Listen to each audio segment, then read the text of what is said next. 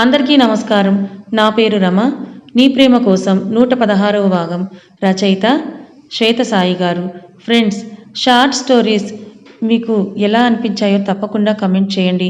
మీ ఆదరణ బట్టి ఆ స్టోరీస్ని కనీసం 2 రోజులకు ఒకసారైనా మన ఛానల్లో పోస్ట్ చేయడానికి ప్రయత్నిస్తాను. అలాగే ఈ స్టోరీస్ని కూడా కంటిన్యూ చేస్తాను, గమనించగలరు.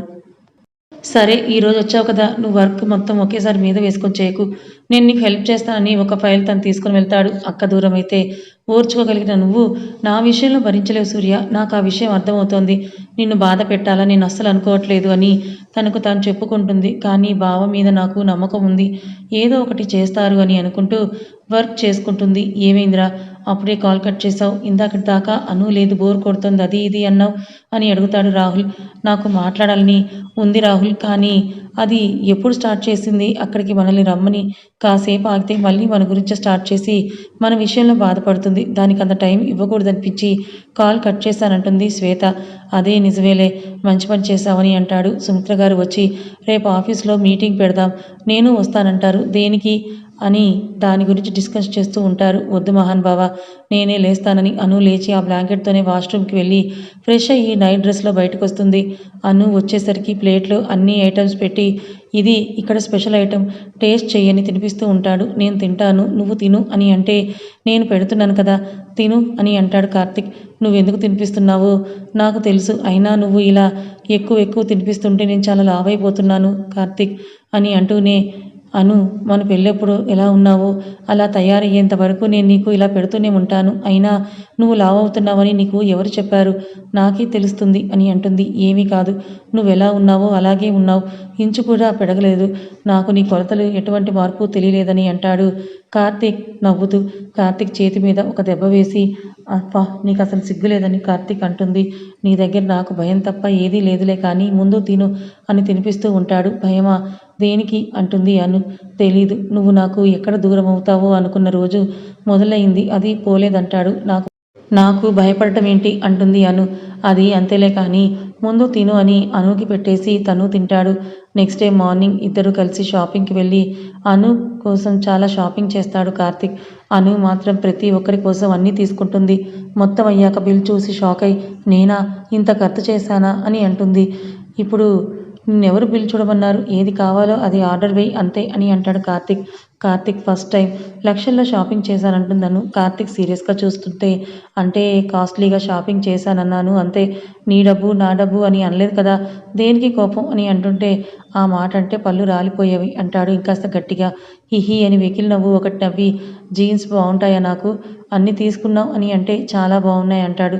సరే అని కామ్గా అవన్నీ కారులో వేసి బయటే ఫుడ్ తిని రూమ్కి వెళ్తారు. అలా అక్కడే ఒక 4 రోజులు గడిచిపోతాయి. ఇక్కడ శ్వేత వాళ్ళు ఆఫీస్లో స్టాఫ్కి మీటింగ్ పెట్టి అందరికీ వర్క్ డీటెయిల్స్ అంతా కూడా ఎక్స్ప్లెయిన్ చేస్తారు. ఇప్పటిదాకా ఎవరు ఏం చేశారో నాకు తెలియదు, ఇకపైన ఎవరు వర్క్ చేయకపోయినా నేను ఊరుకోను. అందరూ ఎవరి వర్క్ వాళ్ళే చేయాలి, అలాగే రోజు రిపోర్ట్ చేయాలి, ఎవరితో ఎవరు గొడవ పడకూడదు అని అందరికీ వార్నింగ్ టోన్లో చెప్తారు సుమిత్ర గారు. మొన్న ఓకే అయిన ప్రాజెక్ట్ ఎట్టి పరిస్థితుల్లోనూ మనకే రావాలి, దానికోసం మీరు ఏం చేస్తారో నాకు తెలియదు. ఇంకో 5 డేస్లో డెడ్ లైన్, నాకు 3 డేస్లో కావాలని అంటుంది శ్వేత. మేడం, అది అందరం ఎంత కష్టపడినా 4 డేస్ అయినా పడుతుంది, 3 డేస్లో ఎలా అవుతుందని అడుగుతాడు ఒక ఎంప్లాయ్. మీరంతా ఒక చోట చేరి ఇలా కబుర్లు ఆడకుండా ఒకరి మీద ఒకరు చాడీలు మాని ఎవరి వర్క్ని వాళ్ళు టైంకి కంప్లీట్ చేస్తే అవుతుంది, అవ్వాలి. ఎవరి సీట్ నుంచి వర్క్ పెండింగ్ ఉంటే వాళ్ళని ఇకపైన ఇబ్బంది పెట్టను, హ్యాపీగా ఇంటికి వెళ్ళిపోవచ్చని అంటుంది. అందరూ ఎవరి వర్క్లో వాళ్ళు చేసుకోండి, గో టు యువర్ సీట్స్ అని చెప్తే, రాహుల్ కూల్ రా, ఎందుకు ఈ ఫ్రస్ట్రేషన్ అని అంటాడు శ్వేతని లోపలికి తీసుకొని వెళ్తూ. అను చెప్పింది, మొన్న పోయిన ప్రాజెక్ట్ అనుకోకుండా కాదు, వీళ్ళందరి నిర్లక్ష్యం వల్లే పోయిందని అంటుంది శ్వేత. అవునా, ఓకే, ఇకపైన మేము చూసుకుంటాము, నువ్వు అను ఇలా స్ట్రెస్ అవ్వద్దు అని అంటాడు రాహుల్. అవును శ్వేత, ఇప్పుడు చెప్పాం కదా, వాళ్ళే చేస్తారు, అలాగే న్యూ ఎంప్లాయీస్ని హైర్ చేద్దామంటారు సుమిత్ర గారు. ఇంతలో కార్తిక్ కాల్ రావడంతో అది లిఫ్ట్ చేసిన రాహుల్, చెప్పు కార్తిక్ అని అంటే, మీరేం కంగారు పడకండి, కొత్త స్టాఫ్ ఏమీ అక్కర్లేదు, పాత వాళ్ళంతా వెల్ వర్కర్స్, వాళ్ళని సరైన దారిలో పెడితే చాలని అంటాడు. నీకెలా తెలుసురా ఇక్కడ సంగతి అంటే, అంతే అలా తెలిసిపోతుంది, అయినా మీ తింగర బుచ్చికి తెలిసినప్పుడు దాని మొగుడిని నాకు తెలీదా అక్కడ ఏం జరుగుతుందో?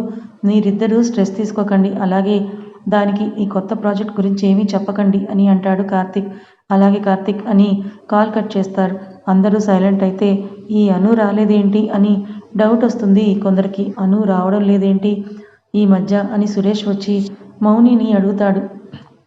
నీకెందుకు అంటుంది మౌని. అసలు ఆ సురేష్ వాళ్ళతో మాట్లాడడం ఇష్టం లేక తను సబ్మిట్ చేయవలసిన రిపోర్ట్స్ ఉన్నాయి, అందుకే అడిగాను.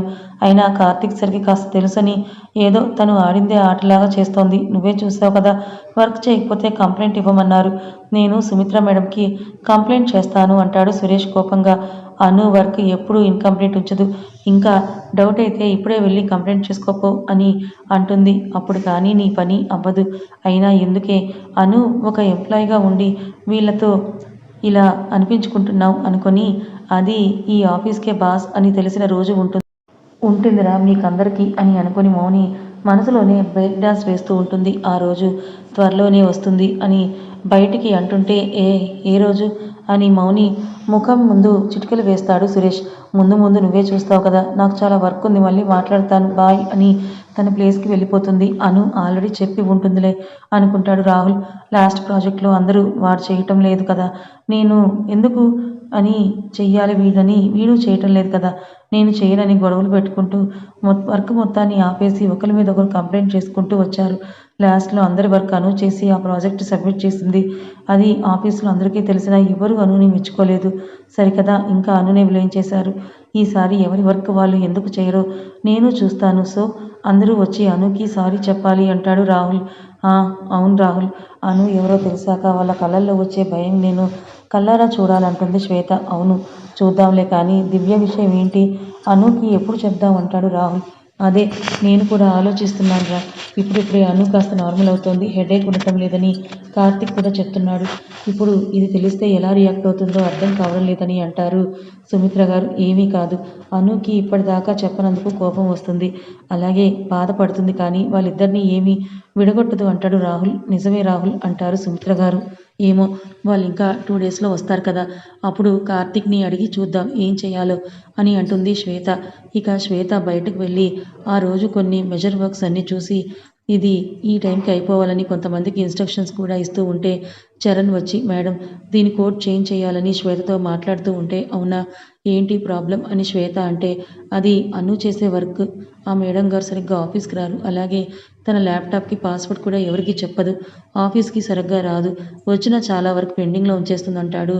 అప్పుడే అక్కడికి వచ్చిన సురేష్ లాస్ట్ ప్రాజెక్ట్లో తను ఏం వర్క్ చేయకపోతే మీరు అన్నీ చేశారు కదా అని అంటాడు. అక్కడే ఉన్న మనోహర్ లాస్ట్ ప్రాజెక్ట్ టైంలో తన ఆఫీస్కి వచ్చింది కేవలం 5 డేస్ అని అంటాడు సురేష్.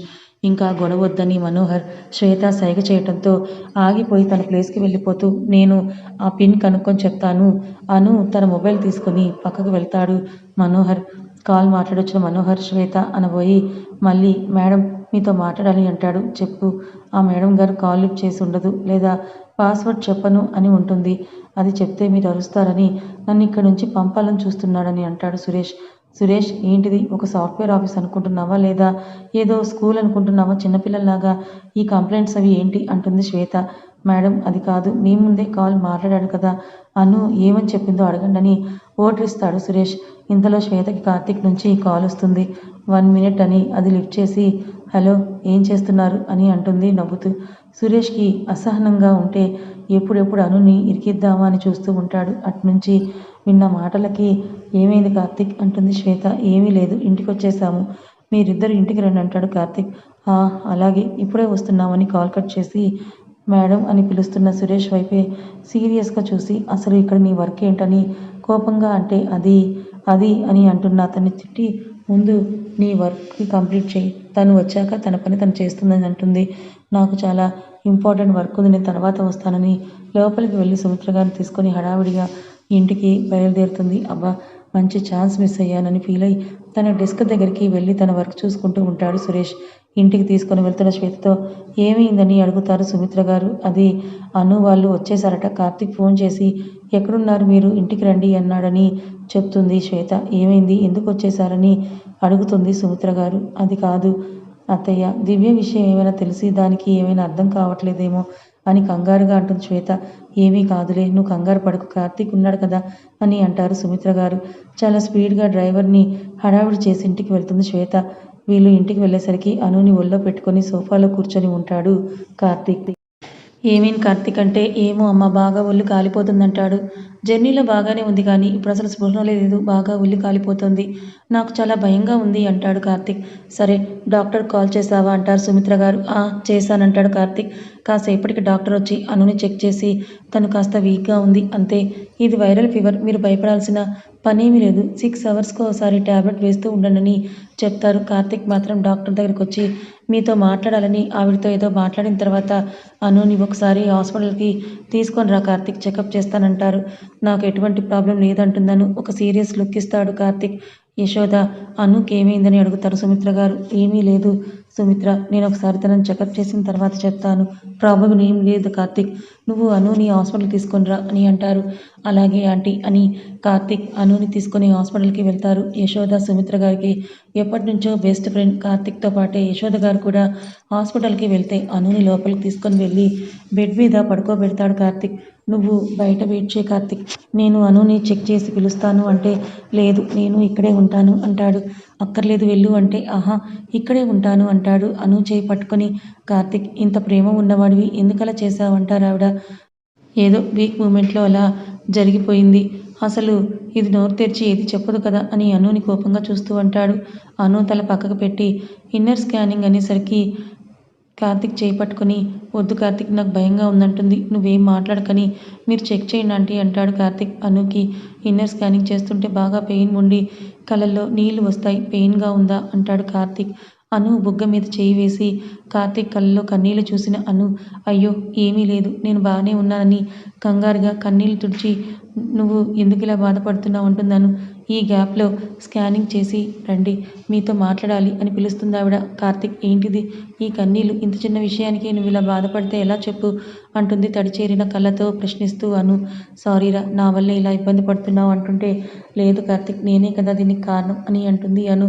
సరే నువ్వు పద నేనొస్తాను అంటే, లేదు ఇక్కడే ఉంటానని అనుని జాగ్రత్తగా పైకి లేపి డ్రెస్ సెట్ చేసుకున్నాక కిందకి దింపి చిన్నగా నడిపిస్తాడు. అంతగా కంగారు పడవలసిన అవసరం లేదు. కాస్త పెయిన్ ఉంది అంతే. ఈసారి ఇలా కాకుండా చూసుకో కార్తీక్. నువ్వింకా హార్డ్‌గా బిహేవ్ చేసి ఉంటే అనుకి ఇంటర్నల్‌గా బాగా డ్యామేజ్ అయ్యుండేది. ఇప్పుడు పెయిన్ ఎప్పుడు తగ్గుతుంది అడుగుతాడు కార్తీక్. నేను క్రీమ్ ఒకటి ఇస్తున్నాను. అది యూజ్ చెయ్యి. ఒక 2 డేస్‌లో తగ్గిపోతుంది. అలాగే ఈ 2 డేస్ కాస్త దూరంగా ఉండండి. ఫీవర్ టాబ్లెట్ మాత్రం డైలీ వేస్తూ ఉండంటారావిడ. అయ్యో నాకేం కాలేదు.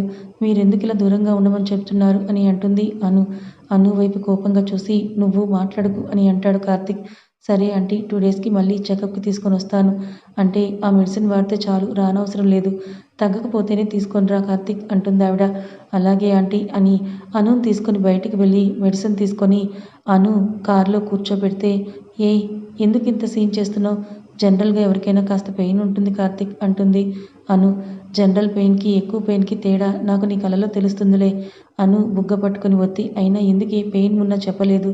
ఆ టైంలో నన్ను నేను కంట్రోల్ చేసుకోలేకపోయాను. నువ్వైనా ఆపాలి గదా అంటాడు కార్తీక్. అంటే అది కాదు నాకు తెలియలేదప్పుడు అంటుంది అను. అందుకే సైలెంట్‌గా నేను చెప్పేది విను ఇకపైన అంటాడు. అది కాదు కార్తీక్ అంటే, ఒక సీరియస్ లుక్ ఇస్తాడు కార్తీక్. అది చూసి సైలెంట్ అయిన అనుని చూస్తూ ఇంటికి తీసుకొని వెళ్తాడు. ఇంటికి వెళ్ళిన అనుని చూసి ఏమైందిరా అంటారు సుమిత్ర గారు. అది చూసిన అను లోపలికి వెళ్ళిపోతుంది. ఏమైందిరా అంటే, చెప్పవేంటి అంటారు ఇద్దరు. అది నేను అనుతో కాస్త హార్డ్‌గా బిహేవ్ చేశాను. తనకి పెయిన్ ఉంటే హాస్పిటల్‌కి తీసుకొని వెళ్ళానంటాడు. అందుకే అక్కడి నుంచి తీసుకొని వచ్చాను. ఇప్పటికీ నాకు చెప్పకుండా దాస్తోంది అంటాడు కోపంగా చూస్తూ. సరే నేను అనుతో మాట్లాడతానని శ్వేత లోపలికి వెళ్తుంది. శ్వేత ఏమైనా చేసి తీసుకొని రామ్మా, దానికి తినిపిస్తాను అంటే, అలాగే అని కిచెన్‌లోకి వెళ్తూ, ఇలా రా కార్తీక్ అని లోపలికి పిలుస్తారు. అయిందేదో అయింది. ఇప్పుడు నువ్వు బాధపడి దాన్ని ఏమీ అనకు. అది పెయిన్ తట్టుకొని నీ కోసం ఏదైనా చేస్తుంది. అదే దాని ప్రేమ. అది నీకు తెలుసు కదా, వదిలేయ్ ఇక నుండి ఇవ్వకు అంటారు ఆవిడ. అలాగే అమ్మా ఇకపైన అలా జరగదు. ఉండు వేడివేడిగా ఇడ్లీ వేస్తాను. మీకు ఇడ్లీలు అంటే చాలా ఇష్టమా? దీనికి సంబంధించిన లింక్‌ని డిస్క్రిప్షన్‌లో ఇస్తాను. ఒకసారి చెక్ చేయగలరు. అంటే, నువ్వులే నా భార్యకు నేనే ఇస్తాను అంటూ ఆవిడ్ని పక్కకు జరిపి కార్తీక్ టిఫిన్ ప్రిపేర్ చేస్తాడు. అను ఏమైందంటూ శ్వేత వస్తే, అది నిన్న నైట్ చాలా అలసిపోయావు. నన్ను కదిలించకుండా పడుకో అని కార్తీక్ చాలాసార్లు అన్నా నేను వినిపించుకోకుండా కార్తీక్‌తో ఏదో ఒకటి మాట్లాడుతూనే ఉంటాను. అలా ఆ మాటలు గతంలోకి వెళ్తూ, ఆ రోజు నువ్వు నా మెడలో తాళి కట్టిన తర్వాత నీతోనే నా జీవితం అనుకున్నాను. కానీ ఆ రోజు వాడు అలా చేస్తే ఇక నీకు దూరంగా ఉండలేక దగ్గర అవ్వలేక నరకం అనుభవించాను. ఆ వీడియో చూశాక ఇకపైన ఎప్పటికీ నీకు దూరం అవ్వను అని అనుకున్నాను అని చెప్తూ ఉంటే నాకు దూరంగా ఉండలేక దగ్గరయ్యాడు. ఆ టైంలో తనకి ఏం చేస్తున్నాడో కూడా తెలియలేదు పాపం. అందులో టాటూ కనిపిస్తే ఇంకా ఎక్కువగా రియాక్ట్ అవుతున్నాడు.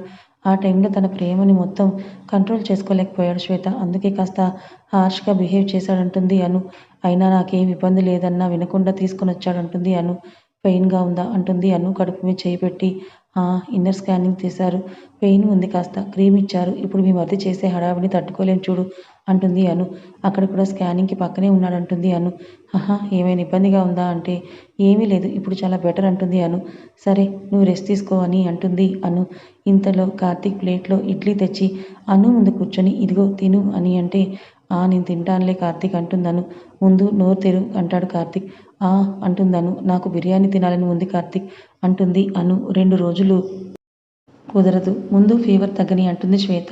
నాకు ఈ ఇడ్లీ నచ్చలేదంటుంది అను. ఒక్క ఇడ్లీ తిన్నాక కథ ఇంకా ఉంది.